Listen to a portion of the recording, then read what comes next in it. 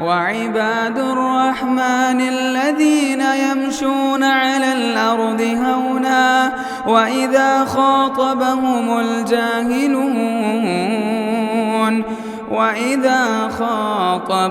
الجاهلون قالوا سلاما۔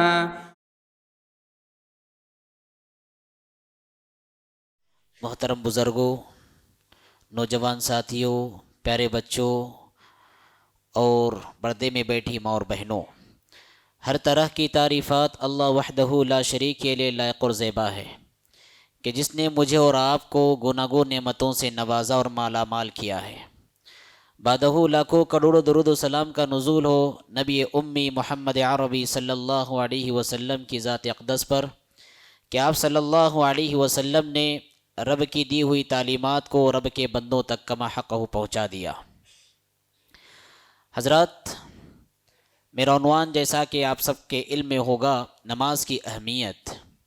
نماز کو عربی زبان میں الصلاۃ کہتے ہیں اور الصلاۃ کا ترجمہ دعا کے ذریعے کیا جاتا ہے۔ صلاۃ کے معنی ہوتے ہیں دعا۔ قرآن مجید کی ایک آیت میں اللہ تعالیٰ نے کہا خذ من اموالہم صدقۃ تطہرہم وتزکیہم بہا وصل علیہم ان صلاتک سکن لہم۔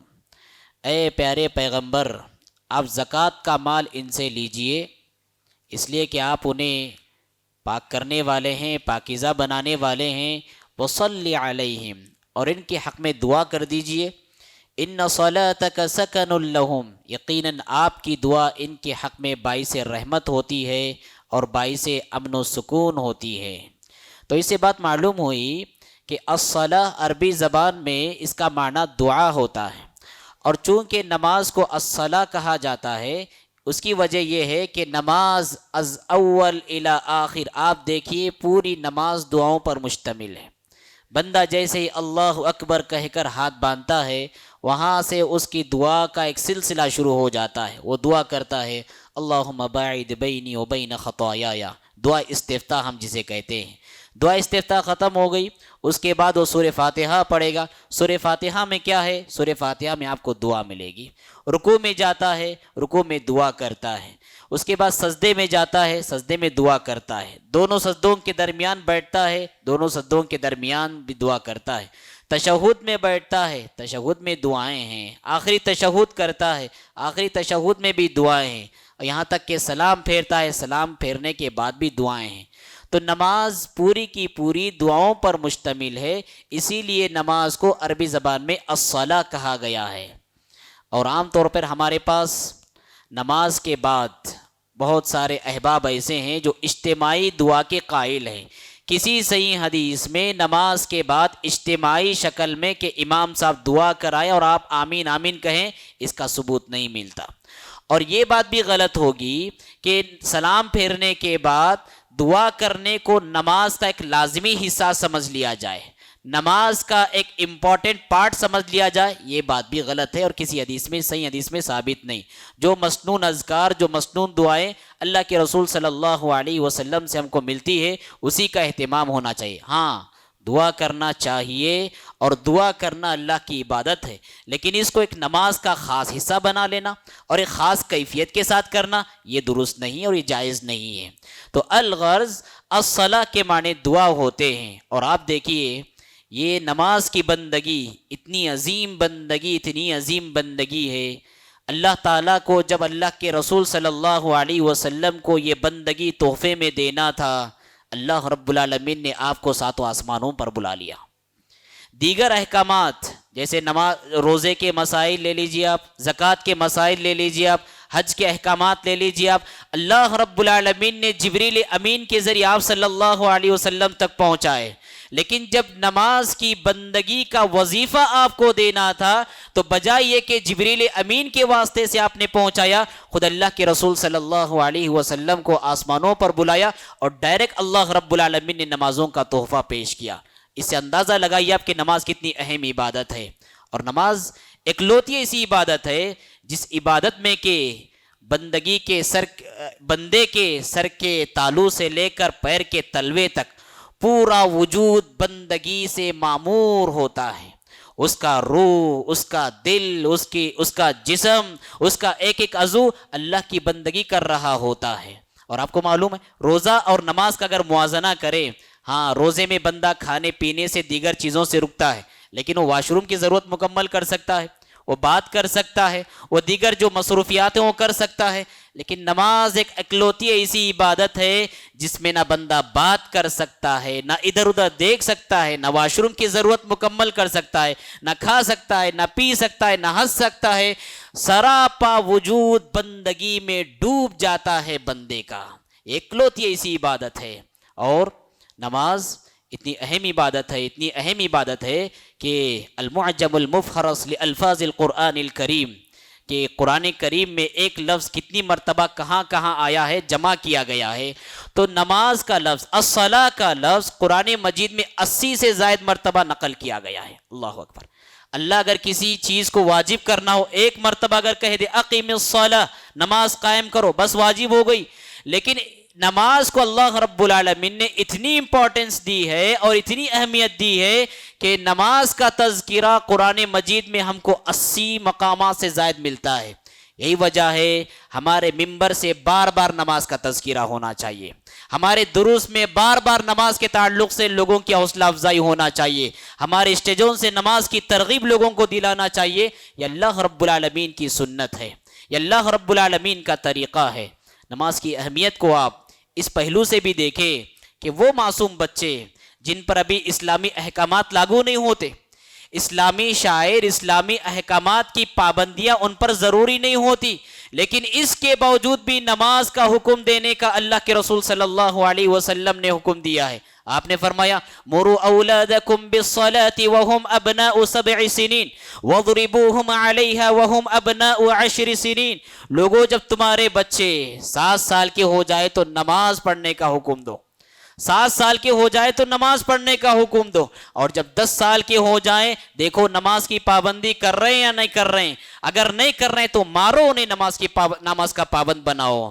ہاں وہ مسجد میں آئیں گے، وہ تھوڑی بہت شرارتیں کریں گے، ان کے مزاج میں شرارت ہوگی، برداشت کرو، اس لیے کہ آگے چل کر یہ نماز کے پابند بنیں گے۔ اگر ان کو اس عمر میں نماز سے تم نے غافل رکھا، پھر آگے چل کر بڑے ہو کر بے نمازی کی روش اختیار کریں گے۔ لہٰذا اللہ کے رسول صلی اللہ علیہ وسلم نے اتنی زیادہ اہمیت نماز کو دی ہے کہ معصوم بچوں کو بھی نماز کا پابند بنانے کی آپ نے تلقین دی ہے، یہاں تک کہ اگر نہ پڑھے نماز آپ نے کہا مارو انہیں نماز کا پابند بناؤ۔ اور نماز کو اسلام نے ایمان بتلایا ہے، اللہ اکبر، ایمان بتلایا ہے نماز کو، اور نماز چھوڑنے کو کفر اور شرک سے تعبیر کیا ہے آپ صلی اللہ علیہ وسلم نے۔ اللہ رب العالمین نے ایک جگہ نماز کا تذکرہ کرتے ہوئے کہا وَمَا كَانَ اللَّهُ لِيُضِيعَ إِيمَانَكُمْ، اللہ تمہارے ایمان کو ضائع نہیں کرے گا۔ مطلب یہ تھا کہ چند وہ صحابہ جو بیت المقدس یعنی کہ فلسطین میں جو مسجد اقصیٰ ہے اس کی طرف رخ کر کے جنہوں نے نماز پڑھی، اس کے بعد تحویل قبلہ کا فرمان آیا، پھر انہوں نے اپنا رخ خانہ کعبہ کی طرف موڑ لیا، صحابہ میں تشویش پیدا ہو گئی کہ جنہوں نے بیت المقدس کی طرف رخ کر کے نماز پڑھی ہیں آیا ان کی نمازیں ضائع ہوئیں یا قبول ہوئیں؟ فرمان اللہ رب العالمین نے نازل کیا اور کہا وَمَا كَانَ اللَّهُ لِيُضِيعَ إِيمَانَكُمْ، اللہ تمہاری نمازوں کو ضائع نہیں کرے گا۔ نماز کو اللہ تعالیٰ نے ایمان بتلایا ہے، اور اللہ کے رسول صلی اللہ علیہ وسلم نے نماز نہ پڑھنے کو کفر اور شرک سے تعبیر کیا ہے۔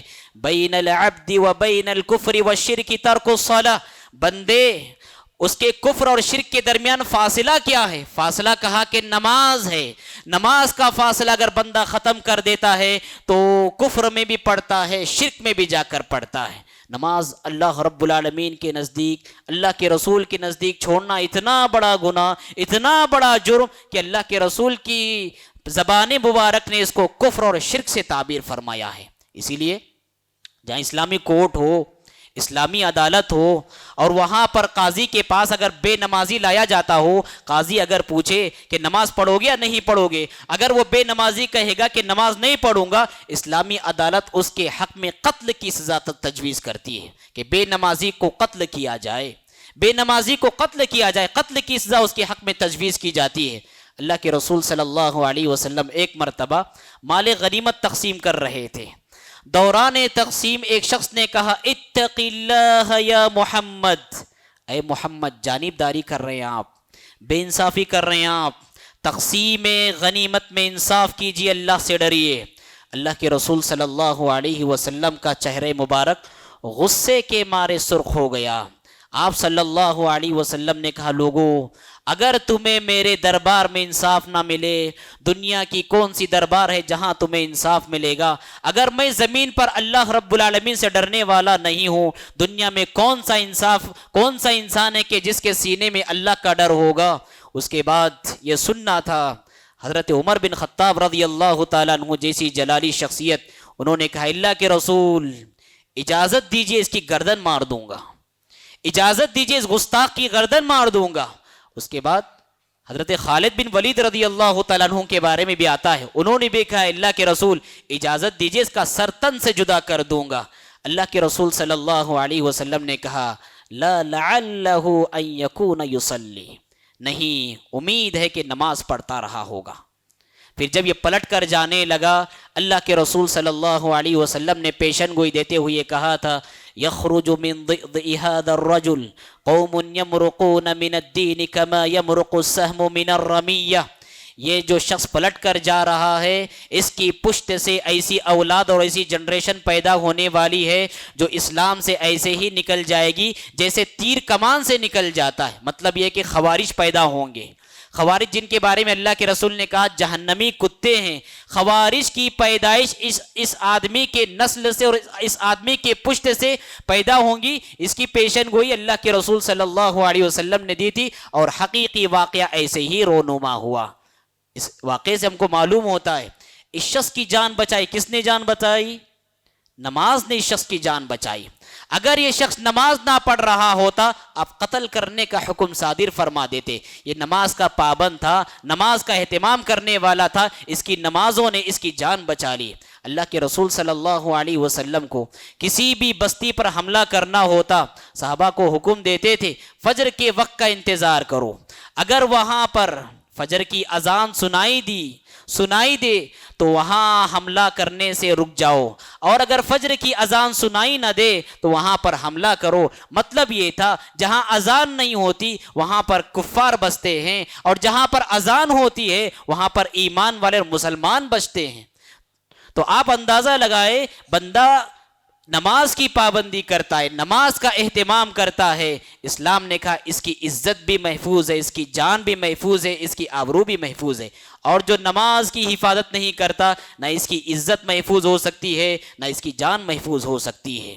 حضرات نماز کی اہمیت کا اگر آپ اندازہ لگانا چاہیں تو حضرت ابراہیم علیہ السلام کی دعا جو میں نے آپ کے سامنے پڑھ کر خطبہ کے بعد سنائی، اس میں ابراہیم علیہ السلام نے دعا اس وقت فرمائی تھی، اللہ تعالیٰ سے کی تھی جب آپ نے خانہ کعبہ کی تعمیر کی، آپ کے ساتھ آپ کے بیٹے نے بھی تعمیر کی، اور اس کے بعد ابراہیم علیہ السلام نے اپنے بیوی اور اپنے بچے کو مکہ کی بستی میں بسایا، اور وہاں سے جب رخصت ہونے لگے زبان سے یہ دعا آپ کی جاری ہوئی، اور انہوں نے کہا رب اجعلنی مقیم الصلاة ومن ذریتی۔ ابراہیم جیسے جلیل القدر انسان جن کے بے نمازی کا کوئی ان پر دھبا بھی نہیں لگا سکتا، اللہ کے اتنے چہیتے پیغمبر وہ اپنے حق میں دعا کر رہے ہیں سب سے پہلے رب اجعلنی مقیم الصلاة، اے اللہ مجھے نماز کا پابند بنا، ومن ذریتی، اور قیامت تک جتنی میری جنریشن آئے گی جتنی نسلیں آئیں گی ساروں کو نمازوں کا پابند بنا، ربنا وتقبل دعا، اے اللہ میری دعا کو شرف قبولیت سے نواز دے۔ اس دعا سے آپ اندازہ لگائے ابراہیم علیہ السلام کے نزدیک نماز کی کتنی اہمیت تھی کہ اپنے لیے بھی نماز کے لیے دعا کر رہے ہیں اور اپنی اولاد کے لیے بھی نماز کے سلسلے میں دعا کر رہے ہیں۔ ہمارے نزدیک کتنی اہمیت ہے نماز کو لے کر، ہمارے نزدیک کتنی اہمیت ہے؟ کیا کبھی ہم نے اپنی نماز کی فکر کرتے ہوئے اللہ سے توفیق مانگی؟ کیا ہم نے اپنی اولاد کے فیوچر کو ان کے سلسلے میں فکر مندی دکھاتے ہوئے ان کے حق میں دعا کی اے اللہ میری اولاد کو نماز کا پابند بنا؟ ابراہیم علیہ السلام کے پاس نماز کی بہت زیادہ اہمیت تھی، اس لیے تڑپ کر اللہ رب العالمین سے دعا کر رہے ہیں، رب اجعلنی مقیم الصلاۃ ومن ذریتی، میرا اور آپ کا فریضہ ہے اس زمانے میں، جس زمانے میں کہ نماز سے منہ پھیرنے والی یا نماز سے غافل کرنے والے ہزار سامان ہمارے درمیان موجود ہے، ایسے غفلت کے زمانے میں اس دعا کو اپنی زندگی کا لازمی حصہ بنائیں، رب اجعلنی مقیم الصلاۃ ومن ذریتی ربنا وتقبل دعا۔ اور ایک جگہ اللہ رب العالمین نے تقریباً 10 پیغمبروں کا تذکرہ کیا، حضرت عیسیٰ علیہ السلام کا تذکرہ کیا، حضرت موسیٰ علیہ السلام کا تذکرہ کیا، حضرت ابراہیم علیہ السلام کا تذکرہ کیا، حضرت اسماعیل علیہ السلام کا تذکرہ کیا، حضرت ادریس علیہ السلام کا تذکرہ کیا، حضرت آدم کا تذکرہ کیا، حضرت نوح علیہ السلام کا تذکرہ کیا۔ یہ 10 انبیاء کا تذکرہ کرنے کے بعد ان کی خوبیاں اور کمالات اور اللہ رب العالمین کی بندگی میں ان کے جد و جہد، اس کا تذکرہ کرنے کے بعد اللہ تعالیٰ نے فرمایا فَخَلَفَ مِن بَعْدِهِمْ خَلْفٌ أَضَاعُوا الصَّلَاةَ وَاتَّبَعُوا الشَّهَوَاتِ فَسَوْفَ يَلْقَوْنَ غَيًّا۔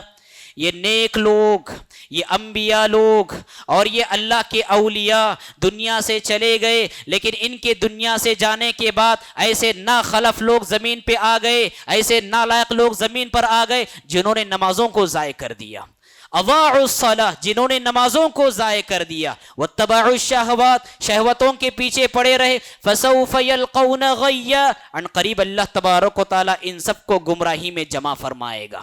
آپ اندازہ کریں اللہ رب العالمین نے کہا اضاعوا الصلاۃ، ان نیک لوگوں کے گزرنے کے بعد ایسے ناخلف، نااہل اور نالائق لوگ زمین میں آ گئے جنہوں نے نمازوں کو ضائع کیا۔ نماز کو ضائع کرنے کا مطلب کیا؟ نماز کو ضائع کرنے کا ایک مطلب یہ ہے، نماز کا جو ٹائم ہے اس ٹائم پر نماز کو نہ پڑھ کے اپنے ٹائم کے حساب سے نماز پڑھنا، یہ نماز کو ضائع کرنا ہے۔ نماز کو جیسے اللہ کے رسول کی سنت کے روشنی میں پڑھنا ہے، سنت نبوی کی روشنی سے ہٹ کر کسی امام، کسی بزرگ کے طریقے پر نماز پڑھنا، یہ نماز کو ضائع کرنا ہے۔ اور نماز کو اپنے من کے مطابق پڑھنا، کبھی دل چاہا تو پڑھ لیا، کبھی دل نہ چاہا تو نہ پڑھا، یہ نماز کو ضائع کرنا ہے۔ یا نماز کو کلی طور پر نماز سے غفلت برتنا ہے، یہ ساری کی ساری شکلیں اور صورتیں نماز کے ضیاء میں آتی ہیں۔ اور اللہ رب العالمین نے انجام یہ بتلایا فسوف یلقون غیا، ان قریب یہ سارے کے سارے لوگ گمراہی پر جمع کیے جائیں گے، اور ہر گمراہی کہاں لے جانے والی ہے؟ جہنم کی طرف لے جانے والی ہے۔ تو ہم اس آیت سے اندازہ لگا سکتے ہیں اور اپنی زندگیوں پر افسوس بھی کر سکتے ہیں۔ آج دیکھیں جمعہ کی مناسبت میں سبحان اللہ مسجد ٹھچا ٹھچ بھری ہوئی ہے، اور باہر بھی لوگ پڑھیں گے اور اوپر بھی پڑھیں گے۔ کیا صرف جمعہ کی اہمیت ہمارے پاس ہے؟ جمعہ کی نماز فرض ہے، فجر کی نماز یہ فرض نہیں، عشاء کی نماز فرض نہیں، ظہر کی نماز فرض نہیں، عصر کی نماز فرض نہیں، کیا جمعہ ہمارے اوپر فرض ہے؟ کہ اللہ کی نعمتیں 8 دن میں ایک مرتبہ ہم کو ملتی ہے، سانسوں کی نعمت، صحت کی نعمت، امن کی نعمت، زمین کی نعمت، روزی کی نعمت، یہ نعمتیں کیا 8 دن میں ایک مرتبہ ہم کو ملتی ہے؟ کہ ایک مرتبہ ہم اللہ کے دربار میں حاضر اور ایک مرتبہ حاضری دے اور بس اس کے بعد 8 دن کی چھٹی؟ یہ نمازوں کو ضائع کرنا ہے۔ اللہ کے بندو نمازوں کی حفاظت کرو۔ اللہ کے رسول صلی اللہ علیہ وسلم نے جب دیکھا کہ صفوں کی تعداد میں کمی ہے، آپ نے ارادہ ظاہر کیا اور کہا میرا ارادہ ہو رہا ہے کہ میری جگہ پر کسی اور شخص کو میں نماز پڑھانے کے لیے کھڑا کروں اور ان لوگوں کے پاس جاؤں، ان لوگوں کے گھروں میں جاؤں جو نماز با جماعت میں حاضر نہیں، اور آگ بھڑکا کر ایسے لوگوں کو جلا کر خاک کر دوں جو رحمت کا مزاج لے کر زمین پر آئے تھے، جن کے وجود کو سراپا رحمت قرار دیا گیا، لیکن نماز کا معاملہ آیا۔ اللہ کے رسول صلی اللہ علیہ وسلم نے کہا میرا ارادہ بن رہا ہے کہ ایسے لوگوں کے گھروں کو آگ سے جلا دوں جو نمازوں میں حاضر نہیں ہوتے۔ اور جنگ خندق کے موقع پر دشمنوں نے لڑائی اتنی لمبی کی کہ عصر کی نماز کا موقع ہی اللہ کے رسول کو پڑھنا نہ ملا، پڑھنے کا موقع نصیب نہ ہوا، یہاں تک کہ سورج غروب ہو گیا۔ اللہ کے رسول صلی اللہ علیہ وسلم کا دل بھر آیا. نماز جیسے ہی آپ سے چھوٹ گئی, نماز کا وقت جیسے رخصت ہوا, اللہ کے رسول صلی اللہ علیہ وسلم کا دل بھر آیا اور آپ نے اپنے دل سے آواز نکالتے ہوئے کہا, ملأ اللہ قبورہم و بیوتہم نارا کما شغلونا عن الصلاة الوسطی. اے اللہ, یہ کافروں نے عصر کی نماز ہم سے ضائع کرا دی, عصر کی نماز پڑھنے کا موقع نصیب نہیں فرمایا. اے اللہ, ان کی گھروں میں آگ کو لگا دے اور ان کی قبروں کو بھی آگ سے روشن کر دے. ملأ اللہ قبورہم و بیوتہم نارا. طائف کا زخم کھانے کے بعد آپ نے بد دعا نہ کی, احد میں زخمی ہونے کے باوجود بھی آپ نے بد دعا نہ کی, لیکن جب نماز کا معاملہ آیا اللہ کے رسول صلی اللہ علیہ وسلم نے ایسے کفار پر بد دعا کی اور آگ کی بد دعا کی کہ اللہ رب العالمین انہیں جلا دے. اللہ کے رسول صلی اللہ علیہ وسلم کی یہ حدیث اور اللہ کے رسول صلی اللہ علیہ وسلم کا فرمان ہم کو بتلاتا ہے انسانی زندگی میں نماز کی کتنی زیادہ اہمیت ہے. یاد رکھو بھائیو, نماز امن میں بھی معاف نہیں, نماز خوف کی حالت میں بھی معاف نہیں, نماز صحت کے ایام میں بھی معاف نہیں, اور نماز تندرستی کے ایام میں اور بیماری کے ایام میں بھی معاف نہیں. چاہے انسان سفر میں ہو تب بھی معاف نہیں, حضر میں ہو تب بھی معاف نہیں, سردی کے موسم سے گزر رہے ہیں تب بھی معاف نہیں, گرمی کا موسم آئے گا تب بھی معاف نہیں, یہاں تک کہ مرض الموت کے حالات سے اور اس کٹھن گھڑی سے بھی بندہ گزرے تب بھی نماز معاف نہیں. جب تک کہ بندے کے اندر شعور ہے, احساس اس کے پاس ہے, اس کی دھڑکنیں چل رہی ہیں, اس وقت تک نماز کا فریضہ اس سے نہیں چھوٹنا چاہیے.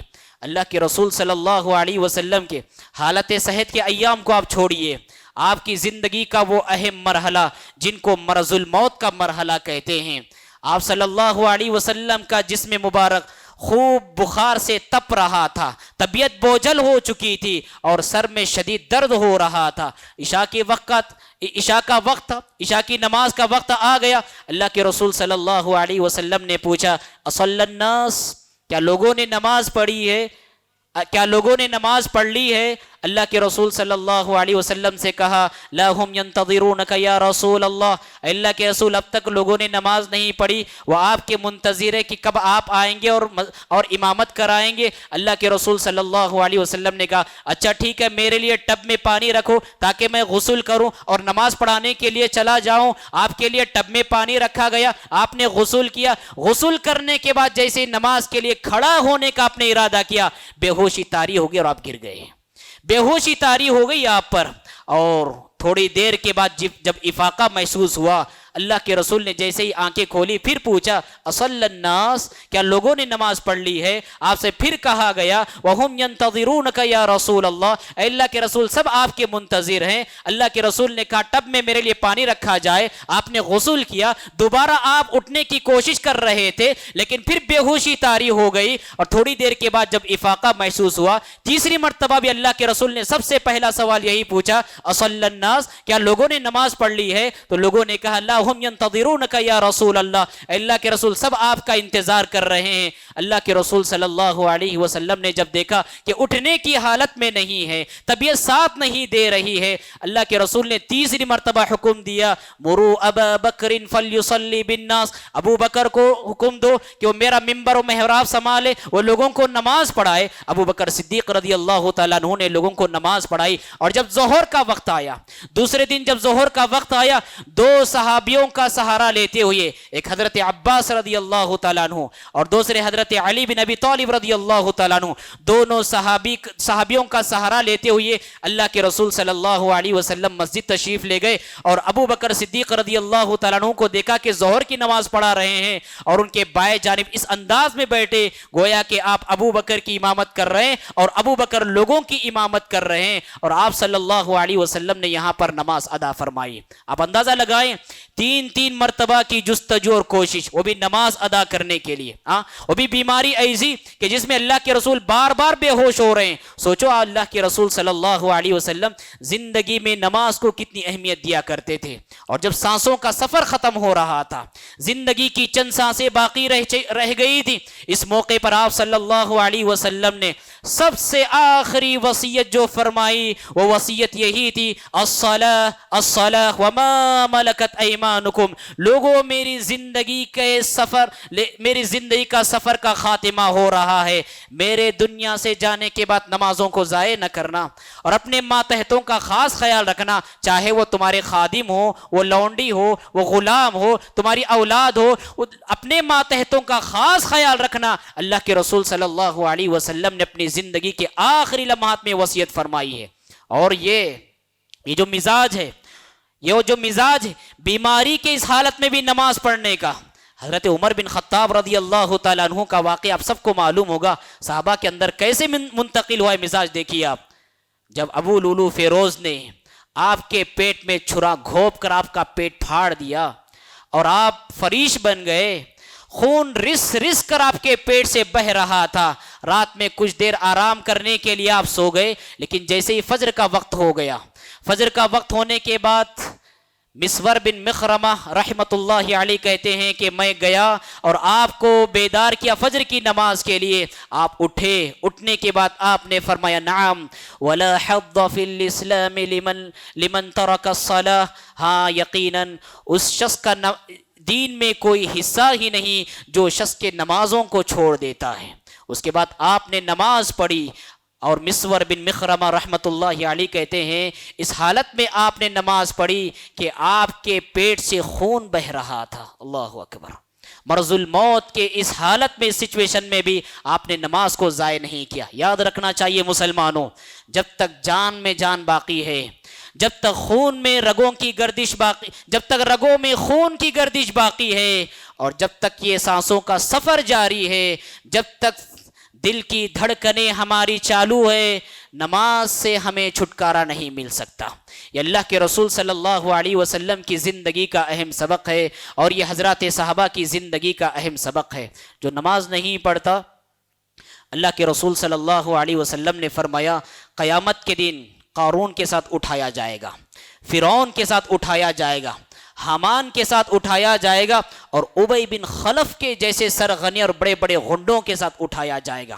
قیامت کے دن سب سے پہلا محاسبہ، نام اعمال کھولے گا تو سوال کیا جائے گا، ان اول ما يحاسب به العبد الصلاۃ، سب سے پہلا محاسبہ اور سوال و جواب نماز کے ذریعے شروع کیا جائے گا۔ نماز ٹھیک، باقی سارے اعمال ٹھیک، نماز ضائع تو باقی سارے اعمال ضائع کر دیے جائیں گے۔ اور اگر جس کی نمازیں ضائع ہو گئی، کہاں پہنچایا جائے گا؟ سیدھا نارے جہنم میں پہنچایا جائے گا، جہاں پہنچنے کے بعد جنتی ایسے جہنمیوں کو تانا دیتے ہوئے پوچھیں گے ما سلککم فی سقر، کیا ہوا جہنم میں کیوں پہنچ گئے؟ سب سے پہلا جواب جہنمی یہی دیں گے قالوا لم نک من المصلین، ہم نمازی نہیں تھے، ہم نمازی نہیں تھے۔ لہٰذا اللہ کے بندو، اللہ سے جڑ جاؤ، نمازوں کی پابندی کرنے کا مزاج اپناؤ، نمازوں کی حفاظت کرو، اللہ ہماری حفاظت کرے گا۔ نمازوں کو سنبھال لو، اللہ ہمیں سنبھال لے گا، ہمارے گھروں کو سنبھالے گا، ہماری اولاد کو سنبھالے گا، ہماری مسجدوں کو سنبھالے گا، ہمارے معاشرے کو سنبھالے گا۔ احفظ اللہ یحفظک، اللہ کے احکامات کی حفاظت کر لو، اللہ تمہاری حفاظت کرے گا۔ پھر کسی دشمن کے اندر اتنی جرت پیدا نہیں ہو سکتی وہ آپ کو آنکھ اٹھا کر دیکھ سکے، آپ کے گھر پہ بلڈوزر چلا سکے، آپ کی مسجد کو منہدم کر کے مندر بنا سکے۔ آپ پہلے نمازی تو بن جاؤ، اللہ کے احکامات کی محافظ تو بن جاؤ۔ فرعون کی طرح ہمارے پاس شاید حالات ہوں گے، فرعون جس کا ظلم و ستم آسمان کو چھو رہا تھا، ظلم و ستم کی ہر روایت وہاں پر اپنائی جا رہی تھی، لیکن اس صورتحال میں بھی فرعون جو بچوں کو قتل کر رہا تھا، مسلمان جو نہتے اور کمزور تھے انہیں بری طرح رگڑ رہا تھا، ایسی صورتحال میں اللہ رب العالمین نے موسیٰ علیہ السلام کی طرف وحی کر کے کیا پیغام بھیجا؟ أوحينا إلى موسى وأخيه أن تبوأ لقومكما بمصر بيوتا وجعلوا بيوتكم قبلة وأقيموا الصلاة وبشر المؤمنین، ہم نے موسیٰ اور ان کے بھائی کی طرف یہ وحی کی اور یہ پیغام بھیجا کہ نماز پڑھو اپنے گھر میں ہی صحیح، نمازوں کی پابندی کرو اپنے گھر میں ہی صحیح. وبشر المؤمنین، مومنوں کو بشارت سنا دیجئے یہ غم کے شام بہت جلد چھٹنے والی ہے اور صبح مسرت بہت جلد طلوع ہونے والی ہے. اس بات کی خوشخبری، اس بات کا پیغام مومن بندوں کو سنا دیجئے. میں دعا کرتا ہوں رب العالمین سے باراللہ ہم سب کو نماز کی صحیح معنوں میں پابندی کرنے والا بنائیں، ہمارے ماں باپ کو نماز کا پابند بنائیں، ہماری اولاد کو نماز کا پابند بنائیں. باراللہ نماز کو نماز کی طرح پڑھنے کی سعادت نصیب فرمائیں. نماز میں خشوع، خضوع، حاضر دلی اور مکمل توجہ کے ساتھ نمازی بنائیں. باراللہ جب ہم قیامت کے دن اٹھیں گے ہمیں صدیقین اور شہداء کے ساتھ ہمارا حشر فرمائیں. ہمیں پیارے نبی صلی اللہ علیہ وسلم کی رفاقت اور صحبت نصیب فرمائیں. اقول قولی ھذا واستغفر اللہ لی ولکم ولسائر المسلمین فاستغفروہ انہ ھو الغفور الرحیم. مسجد عباد الرحمن کے پلیٹ فارم سے ہونے والی دعوت و تبلیغ کے مشن کو آگے بڑھانے میں ہمارا بھرپور ساتھ دیں. علم و عمل سے ناطہ جوڑنے کے لیے اہل علم سے جڑیں. مسجد عباد الرحمن کے یوٹیوب چینل کو سبسکرائب کریں اور آگے شیئر کرنا ہرگز نہ بھولیں. فجزاکم اللہ خیرا.